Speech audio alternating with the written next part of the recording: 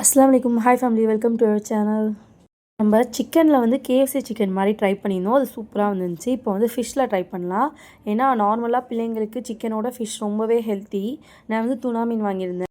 Fish வந்து piece போட்டே வச்சுருந்தாங்க. நான் ஒரு 1/2 kg வாங்கினேன். 250 ருபீஸ் வந்துச்சு. இப்போ அதை கழுவிட்டு ஸ்லைஸ் போட்டுட்டு 1 table spoon soya sauce, 1 table spoon இஞ்சி பூண்டு, தேவையான அளவு சால்ட்டு, 1/2 டேபிள் ஸ்பூன் 65 மசாலா போட்டு நல்லா மிக்ஸ் பண்ணிக்கிறேன். 1/2 hour ஊற விட்டுட்டு அப்புறம் ஆயில் அடுப்பில் வச்சுட்டு ஒரு பாத்திரத்தில் இப்போ நான் எப்படி வச்சுருக்கேனோ அதே மாதிரியே பண்ணிக்கோங்க. சிக்கனுக்கு பண்ண அதே மெத்தடே தான். ஒரு பாத்திரத்தில் மைதா மாவு கொட்டிட்டு அது கூட 1 table spoon chicken 65 masala, 1 table spoon குழம்பு மிளகாய் தூள் இருந்தால் அது ஆட் பண்ணிக்கோங்க. அது ஒரு நல்ல டேஸ்ட்டு தரும். தேவையான அளவு சால்ட்டு ஆட் பண்ணிவிட்டு ஒரு சைடில் வாட்டர் எடுத்து வச்சுக்கோங்க, ஒரு சைடில் ஒரு தட்டு. இப்போ நான் பண்ணுற மாதிரியே பண்ணிங்கனாலே போதும்.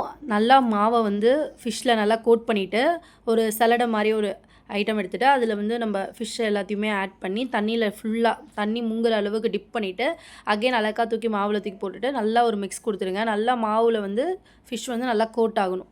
நல்லா மிக்ஸ் பண்ணிவிட்டு அதுக்கப்புறம் இந்த மாதிரி உதிரி ஒரு தட்டில் எடுத்து வச்சுருங்க. அது அப்புறம் இதுக்குள்ளே ஆயில் வந்து சூடாகிடும். ஆயிலை வந்து லோ ஃப்ளேமில் ஆக்கிட்டு நம்ம வந்து ஃபிஷ்ஷை வந்து எல்லாத்தையும் போட்டுடணும். சூப்பராக இருக்குங்க. நான் உண்மையாக ஃபஸ்ட் டைம் ட்ரை பண்ணேன். செம்ம டேஸ்ட்டாக இருந்துச்சு. என் பையன்லாம் நல்லாவே விரும்பி ஃபிஷ் எவ்வளோ நேரம் குக் ஆகும்னு கேட்டிங்கன்னா 5 நிமிஷம் தாங்க ஆகும். திருப்பி போட்டு அப்படியே எடுத்து ஃபில்டர் பண்ணி எடுத்துட வேண்டியது தான். சூப்பராக இருக்கும். நீங்கள் ட்ரை பண்ணி பாருங்கள். இதே மாதிரி நான் அடுத்த பேட்சுமே ஆட் பண்ணி அதே மாதிரி திருப்பி போட்டு எடுத்தேன். எப்படி இருக்குது பாருங்கள். மாவில் இந்த மாதிரி கோட் ஆனால் தான் இந்த மாதிரி பதிராக வரும்.